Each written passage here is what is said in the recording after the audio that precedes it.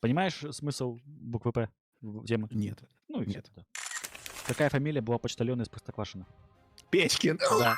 У какой французской марки машин на гербе изображен лев? Пежо. Да.